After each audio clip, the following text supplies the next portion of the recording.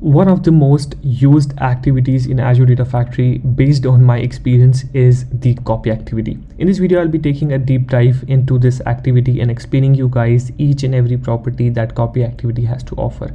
Now, hey there, what is up guys? My name is Amir and welcome to the Azure Data Factory series. I have to break this video down into multiple parts. In this video, I will explain copy activity and I'll also be creating a pipeline using copy activity. So first, let's begin with understanding what copy activity is. Copy activity is used to copy data from one data source to another or within the same data stores. So this data store can be an API or it can be a file storage or a database.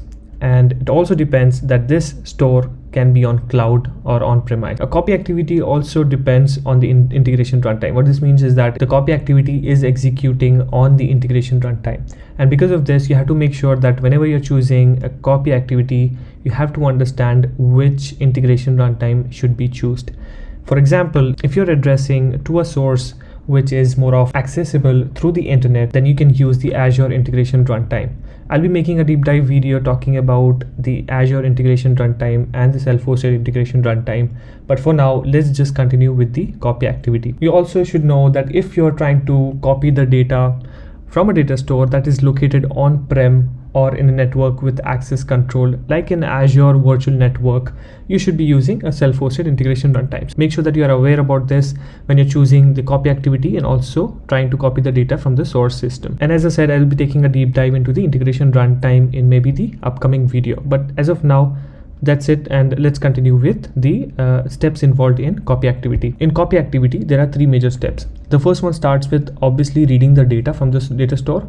And the second one is to perform serialization, deserialization, and such operations, which also includes compression, decompression, or you have some column mapping.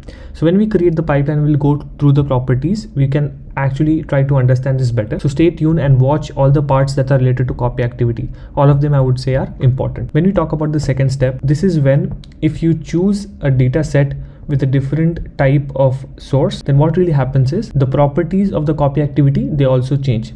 We'll be taking a look at that as well when we create this data factory pipeline. So the third step is writing the data. So once the data is serialized or any kind of operation is performed on top of it, then we write the data into the target. So in this case, the target is nothing but called the sink. When you create copy activity, you will see multiple tabs, and one of them will be source and the other one will be sink. And you can also look at the overview of how the source and sink is interacted using the integration runtime. So what we'll be looking next is the different types of file format that you can use with the copy activity. So as you can see over here, there are around 8 different file formats, and the best thing is that it almost cover all possible types of format that you can use. Make sure that you go through the documentation. The link is given in the description for each one of them. So this is really important to understand. Once you know which data store you have, what file format it's providing the data, you can choose one of the link service and the data set accordingly. And you also have the ability to serialize and deserialize data. For example, if you are copying a data from a SQL database, what you can do is you can write that data in the data lake in the Parquet format. So this is also possible. So you can see that we have one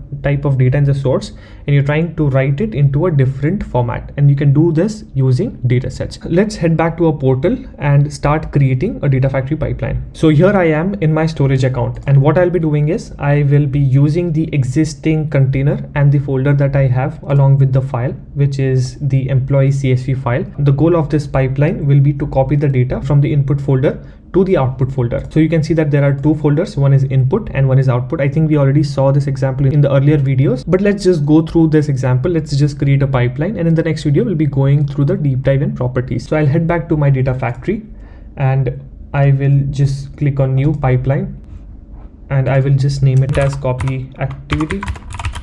Once I have the pipeline created, I will add the copy activity itself. That's over here, and you can see that we have multiple different tabs over here.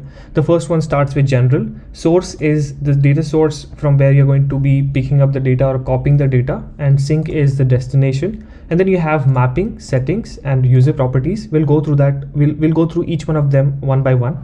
So the first one is general, and this will be like the common one for any kind of data set or any kind of source or data source that you're trying to copy the data from. So the first thing is that you will have a name, and you can name it as per your use case. So if I'm copying the data from the blob storage for my employee CSV file, so I'll just say copy employee data. So there's again no hard rule. It completely depends on what your use case is or what you're trying to do.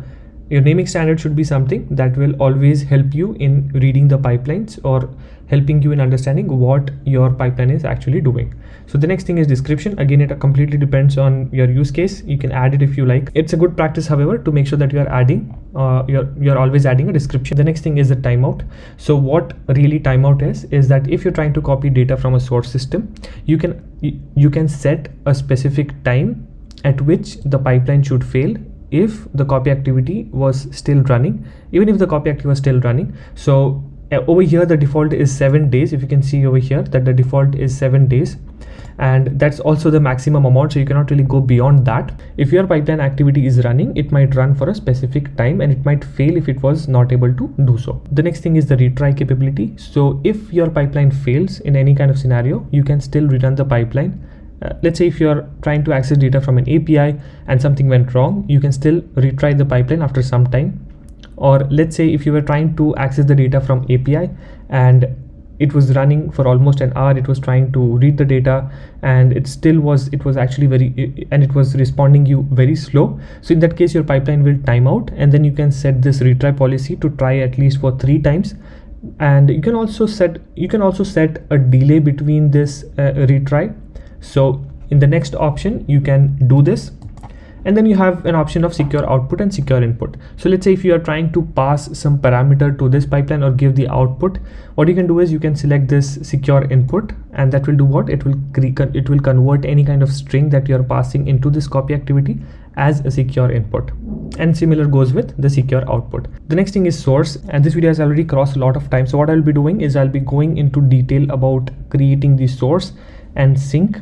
Also, we'll be talking about mapping and the other 2 things, which is settings and user properties. That's it from my side in this video, and we'll be taking a deep dive, creating the data set, taking care of the rest of the things. So make sure that you watch the next video as well to understand what a copy activity can do. And hit the like button if you like this video. If in any way it did help you, make sure that you're also subscribing to my channel, and I will talk to you guys in the next one.